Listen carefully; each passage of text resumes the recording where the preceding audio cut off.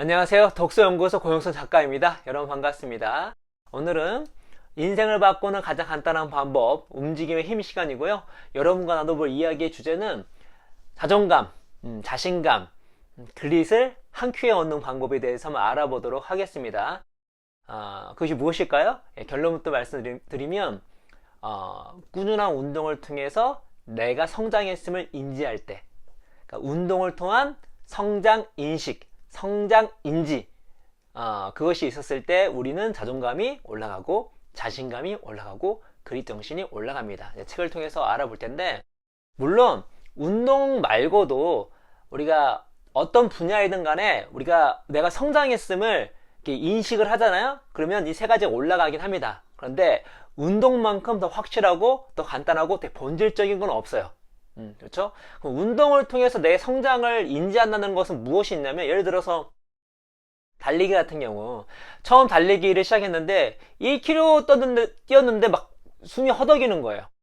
어느 순간 열심히 했더니, 꾸준히 했더니 5km를 뛰고 있는 내 자신을 확인이 된 거야. 그랬을 때 자신감, 자존감, 그릿이 올라간다는 얘기입니다. 예를 들어서 춤 같은 경우에도 처음에 춤을 췄을 때 못 췄어. 거울이 비친 나의 모습을 보니까 볼품이 없었어. 그런데 꾸준하게 했더니 어느 순간 나의 움직임이 좀 멋있어 보이는 거야. 우아해 보이는 거야. 그럴 때 우리의 자신감, 자존감, 그릿이 올라간다는 이야기입니다. 그래서 책에 있는 내용을 중심으로 운동을 통한 성장 인지가 얼마나 우리 삶에 유익한지, 특히 이 세 가지를 어떻게 올려주는지 그 근거를 한번 책을 통해서 알아보도록 하겠습니다. 몸의 움직임을 인지하는 능력을 고유 수용 감각이라 부른다. 이 말은 자기 자신과 파악하기라는 라틴어에서 유래했다. 육감으로 불리기도 하는 고유 수용 감각은 우리가 능숙하게 움직이도록 돕는다. 아울러 자아 개념, 즉 타인과의 관계에서 자기를 인식하고 자기의 신체적 특징, 성격, 능력 따위를 스스로 이해하는 데에도 중요한 역할을 한다. 자의식, 이게 나야를 생성하는 뇌 영역은 근육과 관절에서 신호를 받는다. 물론 심장과 폐와 내장에서 또 중력과의 관계를 추적하는 뇌 속 미세한 결정체의 가벼운 흔들림에서도 신호를 받는다. 이러한 뇌인 감각은 모두 넓은 의미의 나 다음에 기여한다. 다시 말해, 당신의 몸이 다음과 같은 사항을 알려주기 때문에 당신의 아주 기본적인 수준에서 당신을 알아차린다. 네가 팔을 뻗은 거야. 네가 발을 찬 거야. 네 척추가 회전한 거야. 네 심장이 뛰는 거야. 여기서 얘기하는 것은 우리가 우리 자신을 인지를 할 때 그 어떤 것보다 우리가 움직임을 통해서 나임을 인식을 한다는 거죠. 그 어떤 것보다 내 움직임만큼 내 스스로 나란 존재를 인식하는 방법 없다는 것을 여기서 얘기하고 있는 것입니다. 신경계 질환으로 고유 수용 감각의 피드백이 손상되면 자기 팔이 흔들리는 모습을 보고도 낯선 이의 팔이라고 생각할 수 있다. 고유 수용 감각에 이상이 생긴 어떤 사람은 이런 식으로 말한다. 내 팔다리를 잃어버린 것 같아요. 마치 다른 사람의 그림자 같아요. 자아상을 구축한다는 점에서 고유 수용 감각의 중요성은 단순히 그 팔이 당신 팔인지 아닌지 알아차리는 것을 넘어선다. 스포츠 활동이나 춤추기, 달리기, 중량 들어올리기 등 어떤 신체 활동에 참여할 때 순간순간의 자아의식은 움직임의 질에 의해 형성된다. 당신이 우아하게 움직이면 당신의 뇌는 팔다리의 신장과 발걸음의 부드러움을 지각한 다음 난 우아해 라고 인식한다. 힘차게 움직이면 뇌는 근육의 폭발적 수축을 부호로 변환하고 행동의 속도를 지각하여 난 강력해 라고 파악한다. 힘이 필요한 방식으로 움직일 때 뇌는 근육의 저항과 힘줄의 작용력을 감지한 다음 난 힘이 세 라고 결론을 내린다. 이러한 감각은 당신이 누구이고 무엇을 할 수 있는지 믿을 만한 데이터를 제공한다. 우리가 움직이기 때문에 움직임을 통해서 자아감을 획득을 하는데, 여기서 중요한 것은 순간순간 자아의식의 움직임이 질에 의해 형성된다 얘기하잖아요. 그러니까 제가 이거를 앞부분에 말씀드린 게 그겁니다. 우리가 운동을 할 때 단순히 운동을 하는 것이 아니라 운동을 통해서 나의 성장이 인지될 때, 그것이 무엇이냐면 움직임의 질이 향상될 때, 그럴 때 나에 대한 인식이 달라진다는 거죠. 어떻게 해요? 자존감이 올라가게 된다는 것입니다. 움직임 자체는 좋아요. 근데 발전이 없어. 내가 1km 떴는데 허덕이는데 앞으로 되게 오랫동안 떴는데 그럴 리는 없겠지만 계속 허덕이는 거야. 그러면 자존감이 오히려 올라가지 않습니다. 그런데 내가 처음에 시작했던 어떤 기록보다 처음에 했던 모습보다 더 향상된 내 자신을 바라보게 되면 움직임의 질, 그것 때문에 나에 대한 인식이 달라지죠. 어떻게? 나에 대한 존재감, 나에 대한 자신에 대한 평가가 달라진다는 거죠. 자존감이 올라간다는 것입니다. 그런데 운동 같은 경우는 꾸준히 하면 성장을 안 하기가 힘들어요. 그리고 목표도 우리가 운동선수가 아닌 이상은 뭐 우리가 무슨 세계대회 혹은 뭐 어디 국내 대회에서 1등 하는 게 목표가 아니잖아요. 거의 대부분 내가 처음을 시작할 때보다 좀만 나아지면 되거든요. 그것은 뭐 10만 명이면 뭐 99,990명, 99명 다 할 수 있습니다. 그러니까 운동은 좀만 노력하더라도 내가 처음에 있는 모습보다 그 성적이나 활동량이나 기록이 향상될 수 있기 때문에 자존감을 높이는데 아주 간단하면서도 아주 확실한, 왜 움직임 자체가 우리 자의식을, 자아감을 형성하기 때문에. 그렇죠? 문득 쥐를 대상으로 실시한 일련의 실험과 유사점이 있음을 깨달았다. 이러한 연구에서 실험자들은 쥐꼬리에 전구를 부착하거나 쥐를 가둔 상자 바닥에 전기 배선망을 깔아서 쥐에게 전기 충격을 가한다. 예상할 수도 피할 수도 없는 방식으로 전기 충격을 가하며 우울증이나 불안감, 외상 후 스트레스 장애처럼 보이는 증상을 유발할 수 있다. 쥐는 잘 먹지도 않고 다른 쥐들과 어울리려 하지도 않는다. 그리고 갑작스러운 소음이나 위협 신호에 깜짝 놀라서 잔뜩 움츠러든다. 전기 충격을 막기 위해 자신이 할 수 있는 게 없다고 배웠기 때문에 스트레스 상황을 계산하려고 노력하지도 않는다. 이런 현상을 학습된 무기력이라고 한다. 이런 쥐들은 물이 가득 찬 양동이에서도 발버둥 치지 않고 금세 바닥으로 가라앉는다. 심리학자들은 이러한 반응을 자포자기라고 부른다. 지금부터 중요합니다. 하지만 전기 충격을 가한다고 해서 다 무기력해지는 건 아니다. 오히려 자신감이 붙거나 용감해지기도 한다. 전기 충격의 심리적 효과를 뒤집는 비결은 쥐에게 통제 요소를 부여하는 것이다. 가령 어떤 실험에서는 꼬리에 전극에 부착된 쥐를 쳇바퀴에 올려놓는다. 실험자는 쥐에게 전기 충격을 가하다 쥐가 쳇바퀴를 돌리며 멈춘다. 쥐는 새로운 충격을 막을 수는 없지만 그 기간을 줄일 수는 있다. 이런 쥐는 우울증에 걸리거나 정신적 외상에 시달리지 않는다.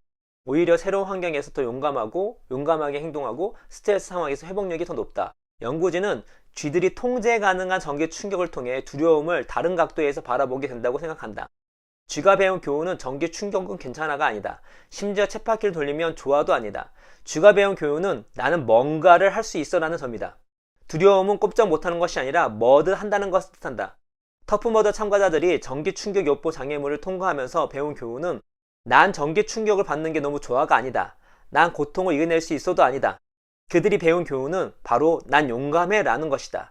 캐시메리 필드가 3.6m 발판 위에서 진흙 구덩이로 뛰어들고 나서 얻은 것도 바로 그 점이었다. 과감하게 행동하면 당신의 한계를 뛰어넘을 정도로 과감하게 자신감이 생깁니다. 자신감이 생기면 두려움이 없어집니다. 다른 어려운 상황에서도 과감하게 행동할 수 있습니다. 당신은 한계 상황에서 과감하게 행동할 수 있습니까? 당신의 한계는 어디입니까? 자신감이 생기면 한계가 어디인지 모른다고 답하게 될 것입니다. 쥐 실험에서 알 수 있는 게 무엇이죠? 전기 충격이 중요한 것이 아니라 자아 통제감이 있는가 없는가가 훨씬 중요하다는 것입니다. 같은 전기 충격을 받는 상황이라 할지라도 나에게 통제권이 없다라고 느끼는 쥐들은 학습된 무기력에 빠졌지만 내가 뭔가를 할 수 있다라고 생각한 쥐는, 실제로 통제할 수 있는 그 무엇이 조금이라도 있었던 혹은 조금이라도 경험했던 쥐는 어떻죠? 학습된 무기력에 빠지지 않았습니다. 오히려 무엇이 생겼다? 자신감이 생긴 거죠. 자, 자아 통제감을 가장 크게 느낄 수 있는 방법 여러 가지가 있지만 그 중에 하나가 바로 운동을 통한 성장 인식입니다. 왜냐면 대부분 운동을 할 때 물론 내가 주변에 도움을 받을 수 있겠지만 그 기록을 깨고 내가 과거보다 좀 더 성장하는 것은 전적으로 본인이 해야 될 일이에요. 내가 달리기 1km에서 2km 할 때 누가 나를 업어줘서 달리기 하는 게 아니잖아요. 그렇죠? 결국 주변에서 너는 2km, 3km 뛰어야 돼 얘기는 할 수 있겠지만 1km에서 2km 뛰고 2km에 3km 뛰는 것은 결국 자기 자신입니다. 그래서 운동을 통해서 향상을 하잖아요. 성장을 하잖아요. 그러면 자아 통제감이 높아질 수밖에 없죠. 내가 내 스스로 해낼 수 있는 것이 있구나. 내가 나의 몸을, 나의 상황을 통제할 수 있구나. 할 수 있는 것이구나. 그럴 때에 자신감이 생기는 겁니다. 그래서 운동은 그런 자신감을 생기게 하는데 학습된 무기력에 벗어나서 자아 통제감을 확보해 자신감을 올리는데 가장 빠른 길입니다. 가장 빠르고 직접적이에요. 왜 그렇죠? 첫 번째 말씀드렸죠? 움직이는 것만큼 자아감, 자의식을 주는 게 없기 때문에. 운동은 움직이는 거잖아요. 움직임을 통해서 향상이 됐어요. 자신감이 올라갈 수밖에 없죠. 마지막으로 운동을 통한 성장 인식, 성장 인지가 줄 수 있는 세 번째 선물은 바로 그릿입니다. 그릿. 버팀 능력. 심리학자들은 참가자들에게 중요한 목표를 달성했던 경험을 떠올리게 한 뒤 그 경험이 미래 목표를 추구하는 데 어떤 작용을 할지 물어봄으로써 희망을 유도했다. 그런 다음 참가자들에게 차가운 얼음물에 한 손을 집어넣고 최대한 버텨보라고 주문했다. 희망을 유도한 덕분에 참가자들은 1분을 더 버텼다. 턱걸이를 하거나 약한 다리로만 서 있을 때 1분이라는 시간이 미칠 영향을 생각해보라. 단 1초만 늘어도 내일은 더 잘할 수 있다는 가능성이 생긴다. 더 나아가 힘든 훈련 덕분에 목표 달성이 점차 가능해질 거라고 인식할 때 엔돌핀과 엔도카나비노이드가 더 많이 분비된다. 목표를 정확히 알고 그 목표를 이루기 위한 노력이 중요하다고 믿는다면 고통과 피로를 견디기 위해 당신에게 내재된 신경 생물학적 역량을 최대한 발휘할 수 있다. 내가 운동을 통해 성장한다는 건 뭐죠? 그때그때마다 작은 목표를 세우는 거예요. 그 목표를 달성한 것입니다. 그래서 작은 성공 혹은 목표를 이루어낸 경험이 쌓여 있는 거예요. 목표를 달성하는 경험은 뭐다? 그릿 정신을 올려줍니다. 다음에 좀 더 힘들다 할지라도 내가 과거에 힘들지만 이걸 해낸 경험이 있는 거예요. 그 경험 때문에 어떻게 하죠? 버틸 수 있는 힘이 생기는 것입니다. 그래서 그릿을 키우는데 되게 중요한 전략이 무엇이냐면 내가 과거에 해냈잖아. 난 과거에 이걸 이뤄냈잖아. 라는 생각이에요. 그거를 어디서도 얻을 수 있겠지만 가장 빠르고 본질적으로 간편하게 또 파괴적으로 또 힘있게 얻을 수 있는 게 무엇이다? 운동을 통해서 얻을 수 있다는 것입니다. 움직임이라고 하는 것은 자의식 그 자체입니다. 그래서 운동을 통한 성장을 인지했을 때 그 어떤 활동보다 가장 빠르고 가장 본질적으로 자신감, 자존감 그리고 그릿 정신을 얻을 수 있다는 것입니다.